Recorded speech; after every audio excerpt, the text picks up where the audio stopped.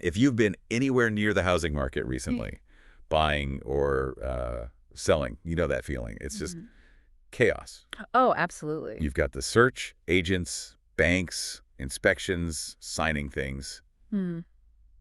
It's intense. And everyone kind of gets the agent's role. They make the deal happen. Mm-hmm. But then there's the real estate lawyer, the person who makes it all legal, final. Often feels like, I don't know, an expensive signature you get right at the very end. Yeah, and that view, especially here in Canada, is just, well, it's not accurate. The lawyer isn't just helpful, they're mandatory, required. Yeah. You literally cannot close the deal without one. Can't transfer that title. They are the gatekeepers, legally speaking. Okay, that difference, mandatory gatekeeper versus like optional helper, that's exactly what we need to get into today. Right. So this deep dive is all about that critical role. We want you, the listener, to really understand how this required professional actually shields you, protects you from problems down the road. Problems that can pop up years later. Exactly. So boiling it down, Mm. what's the absolute core thing a real estate lawyer does? At its heart, it's about comprehensive legal review and managing risk. Think of them as the legal quality control. Okay. They dig into all the documents, especially the main contract, the agreement of purchase and sale. They check that property taxes are paid up. And crucially, they hunt for any liens against the property. Liens. Can you quickly clarify what that means right there? Sure. Liens is basically a legal claim on the property, usually for a debt. It acts as security. So like if a previous owner didn't pay a contractor. Exactly that. Or unpaid taxes, a judgment debt. Could be anything. And if the lawyer misses a valid lien, that debt attaches to the property. Meaning it becomes the new owner's problem. It becomes your problem. That's the danger. Right. So the big takeaway here isn't just about signing papers. It's that the lawyer's job is to proactively ensure there are no legal surprises. Not during the closing and definitely not after. Precisely. They're cleaning up the property's legal past before you take ownership. They are your professional risk manager. For what's probably the biggest purchase you'll ever make. Absolutely. Minimizing your exposure. Okay, let's unpack this. Focusing first on the home buyer. They really need that legal safety net, don't they? They absolutely do. So service number one, reviewing those incredibly dense contracts and offers. What are lawyers looking for? What are the sneaky bits? Well, those contracts are written in thick legalese, often protecting the person who drafted it, usually the seller initially. The lawyer's hunting for, let's call them trapdoors. Trapdoors. Yeah, clauses that might subtly shift risk onto the buyer. Things like really vague timelines for inspections or closing, or clauses that could make you pay penalties if the seller is late with documents, stuff like that. So they don't just read it and explain it. They actually push back, change things. Oh, absolutely. They can negotiate to remove or revise clauses that put you at unnecessary risk. They make sure the language about who's responsible for what and what the penalties are is crystal clear. No ambiguity that could bite you later. Okay, contract sorted. Then comes the big one. Making sure you actually own what you think you're buying. That's the title check, right? Verifying ownership. Yes, and this is fundamentally why the lawyer is mandatory in many places. It's non-negotiable. They do serious due diligence. Due diligence.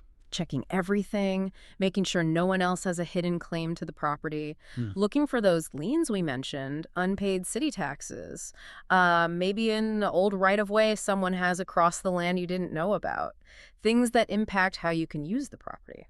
Now, I know a lot of people listening might be thinking, hang on, I bought title insurance for this stuff. Isn't that what the insurance is for? That's a really common question and a good one. Title insurance is super valuable, don't get me wrong. It protects against unknown risks that might surface after you close. Think fraud, errors in public records, things like that. Okay. But the lawyer's job is crucial because they identify and deal with known or knowable risks before you close the deal, things that can be found with proper investigation. Can you give an example? Like what's something a lawyer catches that title insurance might not? Okay, perfect example. Zoning violations. Yeah. Let's say the house has a basement apartment the seller was renting out. Right. A good lawyer checks if that apartment is actually legal. Were permits filed? Does the city zoning even allow a second unit on that property?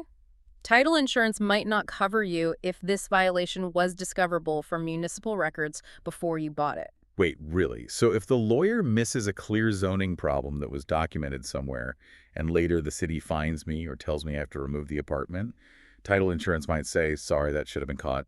That's precisely the risk. The lawyer's due diligence is like preventative medicine for legal defects that are documented or should be apparent. They review the title insurance policy itself, including the exclusions, to make sure you understand what is and isn't covered. They bridge those gaps. That makes sense. Catching it before it becomes a massive, expensive problem. Exactly, before it's your costly problem. Okay, beyond the big legal landmines, the third key thing for buyers is coordinating all the money stuff, right? Mortgages, taxes. Yeah, the financial administration, they handle the flow of funds on closing day, making sure the seller gets paid, the bank gets its money if needed. They calculate the land transfer tax, which can be a big chunk of change. And they make sure you get any tax credits you're eligible for. Correct. First-time home buyer credits, things like that. And they handle the official registration of your mortgage against the property's title. That's critical. Our research mentions something specific about timing issues here too, especially with adding someone to the title. Yes, that's important. Let's say you're buying, but maybe your spouse isn't on the mortgage immediately, but will be added to the title. Okay. The lawyer manages that timing. Because in some provinces, if you add someone to the title after closing, even your spouse, it could trigger land transfer tax again unexpectedly. The lawyer ensures it's structured correctly right from the start to avoid that. Wow, that's a detail that could cost thousands if you didn't know. Okay, before we switch to the seller's perspective, quickly, condos and rental properties. Extra layers of complexity there. Definitely. For condos, it's all about the condo corporation's health. The lawyer isn't just looking at your unit, they're digging into the building's finances and governance. Wow, what do they look at? The status certificate is key. They review the reserve fund. Is there enough money set aside for major repairs? They read the bylaws. And really importantly, they scrutinize the condo board meeting minutes. Why the minutes specifically? Because that's where you find the skeletons. Is the board constantly delaying a much-needed roof replacement? Is there talk of major upcoming special assessments? Those are huge lump sum bills owners have to pay. Are there lawsuits against the corporation? The minutes reveal potential red flags the glossy budget sheet might hide. Got it. And for rental properties, if you're buying a place with tenants. Big one, especially in provinces like Ontario or BC with strong tenant protections. Yeah. You can't just assume you can move in or kick the tenant out. The lawyer reviews the existing lease agreements, verifies the security deposits are properly transferred, and ensures the seller followed the exact legal process if they promised you vacant possession. They make sure you understand your rights and obligations as a landlord before you buy, so you don't accidentally inherit a tenant you legally can't evict. Okay, that covers the buyer side pretty well. Now, shifting gears. This is where I think it gets really interesting. Protecting the seller. It's not just about getting paid, is it? It's about avoiding future trouble. Exactly. It's about making a clean break, preventing liability that could come back to haunt you years after you've moved out and handed over the keys. So for sellers, where does the lawyer step in first? Ideally, even before you list the property, but definitely once an offer comes in. Their first job is reviewing that offer and then preparing the final binding sale contract. They're adding clauses to protect you, the seller. And you mentioned getting them involved before listing. Why so early? To catch potential problems up front. Things that could scare off a buyer or delay closing. Maybe there's an old mortgage on title that was paid off decades ago, but never officially discharged by the bank. A paperwork issue. Right. Or maybe a signature is missing from a previous owner from way back. Fixing these title defects can take time. You might need to track people down, get court orders sometimes. Finding it early prevents a last-minute panic or the deal falling through. Which leads right into the second big service for sellers, clearing that title and handling the mortgage discharge. This is probably the most fundamental task for the seller's lawyer. You must provide clear title to the buyer. The lawyer ensures your existing mortgage is paid off from the sale proceeds and officially removed from the property's title records. They handle coordinating with your bank. Yes. They deal with any outstanding liens, maybe unpaid property taxes or utility bills tied to the property. Anything clouding the title, they work to clear it so ownership can transfer cleanly. Okay, a third service. This one feels very relevant for homeowners today, managing permits for renovations, especially DIY stuff. Oh yeah, very common. The lawyer checks if required permits for major work, like an addition, significant electrical upgrades, maybe finishing a basement, are on file with the municipality. What if they aren't? What if the seller did a bunch of work themselves without permits? That's where the lawyer's advice is critical. They'll advise the seller on exactly what needs to be disclosed to the buyer and how to disclose it legally. Why is the how so important? Because missing permits are a huge red flag for buyers. Their lawyer or home inspector will likely find out. It can lead to demands for a price reduction, or the buyer might walk away fearing future problems with the city or insurance issues. The lawyer helps structure the disclosure to minimize the seller's legal risk after the sale if problems arise from that unpermitted work. Protecting them from being sued later if the DIY wiring causes a fire or something. Exactly. Full and proper disclosure, guided by legal counsel, is key. And finally, what happens if things go wrong at the last minute?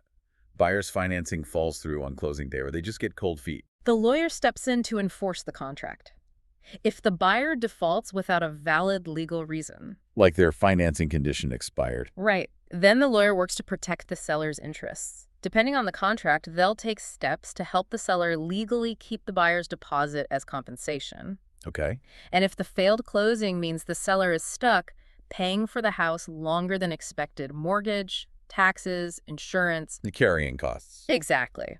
The lawyer can pursue the buyer for those additional financial losses incurred because the deal didn't close on time. So pulling this all together, the lawyer's doing way more than just stamping documents. They're actively managing risk, financial and legal, for both buyer and seller. Absolutely. The cost of the lawyer, when you weigh it against the sheer size of the transaction and the potential liabilities they help you avoid, it's invaluable. And they know the local rules, which change all the time. Crucial point. Real estate law varies significantly, province by province, sometimes even city by city. An experienced local lawyer is up to date on those specific regulations. That's expertise you just don't get from anyone else in the process. So the lawyer uses their specialized knowledge, which is legally required here in Canada anyway, to smooth out this incredibly complex process, protects everyone involved, lets you focus on the move itself, not potential lawsuits. That sums it up well. Legal protection from start to finish. So what does this all mean? Where does this leave us? Well, it means the lawyer is the fundamental safeguard in the Canadian real estate system. It's mandated for a reason. The risks are just too high otherwise. And, we talked quite a bit about the lawyer catching those known or knowable issues like zoning problems compared to what title insurance typically covers, which is more the unknowns. So that brings up a really interesting question, something for you to maybe mull over. Given that the lawyer's primary role is preventing these documented or discoverable problems before they cause financial damage, how much concrete value does that proactive legal review actually provide compared to relying solely on an insurance policy that usually only pays out after a loss occurs? What are the real blind spots that only that specific legal expertise can fill during the purchase? That's definitely something to think about, especially the next time you're faced with that mountain of closing paperwork. Indeed. It's about understanding where the real protection lies.